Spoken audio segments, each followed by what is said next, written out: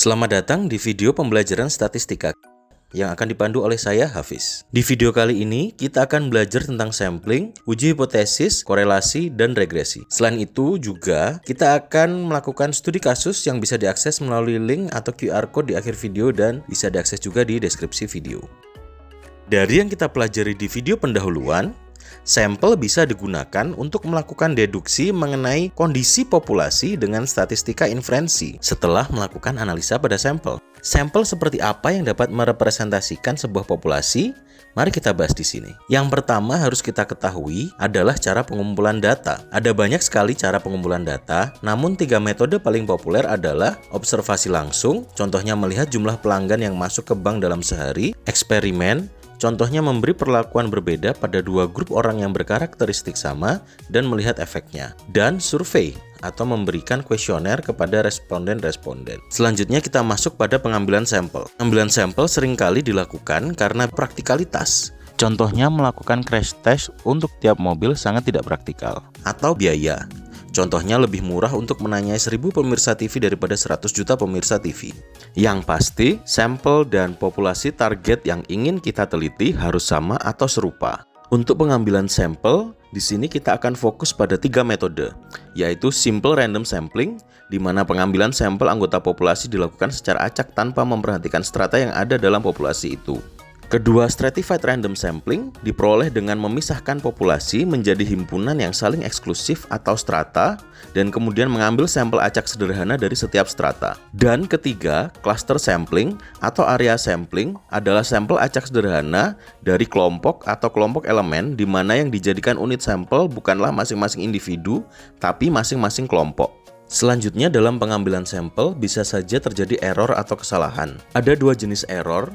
Yang pertama adalah sampling error. Sampling error adalah perbedaan antara sampel dan populasi karena observasi sampel dan bisa diselesaikan dengan mengambil ukuran sampel yang cukup besar. Yang kedua adalah non-sampling error yang lebih serius karena disebabkan oleh kesalahan-kesalahan dalam pengambilan data atau ketidaksesuaian dalam observasi sampel. 3 jenis kesalahan yang termasuk non-sampling error adalah kesalahan dalam akuisisi data, kesalahan karena tidak ada respon, dan bias dalam seleksi. Setelah memahami tentang sampling, mari kita mempelajari pengujian hipotesis. Prosedur pengujian hipotesis merupakan langkah-langkah yang diterapkan untuk menentukan apakah menerima atau menolak suatu hipotesis mengenai parameter populasi. Dalam menguji suatu hipotesis statistik, setidaknya dibutuhkan 5 langkah, yaitu sebagai berikut. Yang pertama, merumuskan hipotesis nol dan hipotesis alternatif. Yang kedua, menetapkan tingkat signifikansi alfa yang digunakan. Yang ketiga, menentukan statistik uji yang tepat dan menghitung nilai statistik hitung. Yang keempat, pengambilan keputusan. Dan yang kelima, penarikan kesimpulan. Untuk mengetahui lebih dalam mengenai 5 langkah tersebut, selain membaca dari referensi utama kita bisa mengakses website berikut.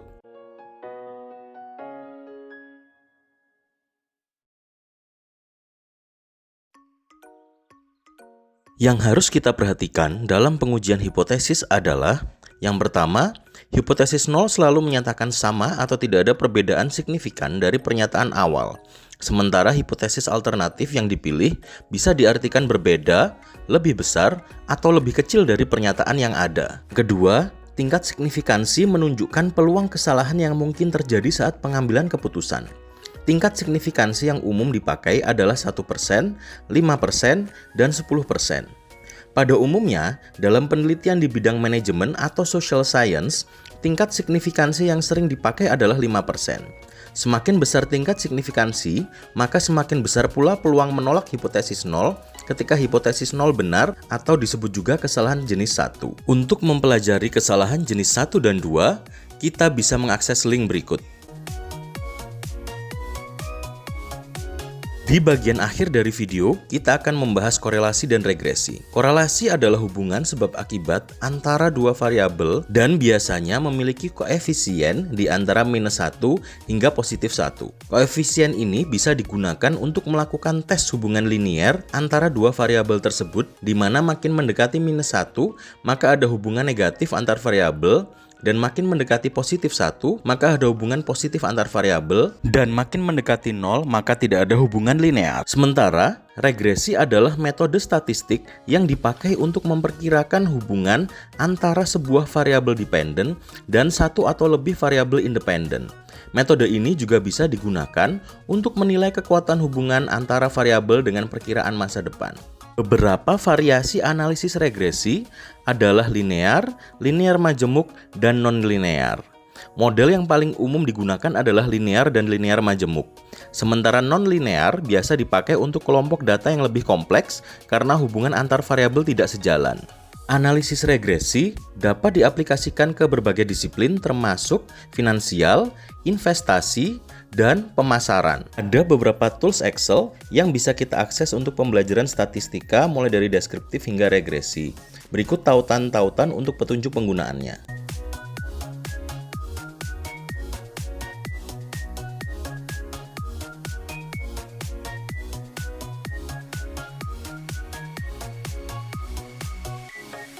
Mari kita lihat contoh analisa regresi dengan Excel. Pada kasus ini, sebuah perusahaan perhotelan La Quinta Motor Inns merencanakan ekspansi dan ingin menentukan lokasi mana yang memiliki profit margin paling tinggi dengan memeriksa beberapa variabel berpengaruh. Prediktor probabilitas yang bisa diidentifikasikan adalah kompetisi, kesadaran pasar akan brand, demografis, dan pemicu permintaan.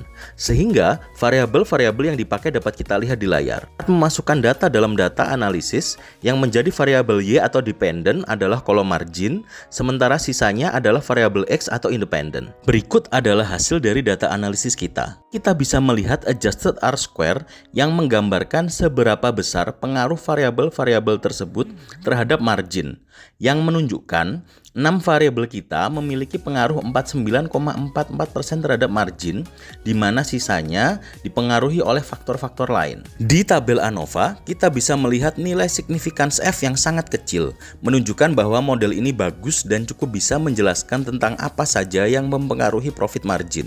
Untuk melihat variabel apa saja yang berpengaruh pada profit margin, kita bisa melihat p-value dari masing-masing variabel. Dapat kita lihat untuk signifikansi 5%, kita bisa menolak variabel penerimaan mahasiswa dan jarak ke pusat kota karena memiliki p-value yang di atas 5%. Sementara, yang kita terima hanya variabel yang memiliki p-value di bawah 5%. Kesimpulannya, variabel-variabel yang berpengaruh pada profit margin bagi La Quinta Inn adalah jumlah kamar pesaing, jarak hotel La Quinta terdekat, luas kantor, dan pemasukan warga sekitar. Selanjutnya, ada studi kasus yang bisa kita akses pada tautan berikut untuk mencoba sendiri metode-metode tersebut. Jika kita kurang paham dengan hasil studi kasus tersebut, bisa kita tanyakan di kelas kepada dosen statistika terkait. Sekian overview mengenai sampling, uji hipotesis, korelasi, dan regresi dalam statistika. Untuk pemahaman lebih mendalam, silakan mengakses referensi utama yang dapat kita lihat di kredit video. Saya Hafiz selaku narator dan penyusun video undur diri. Sampai jumpa di video-video berikutnya.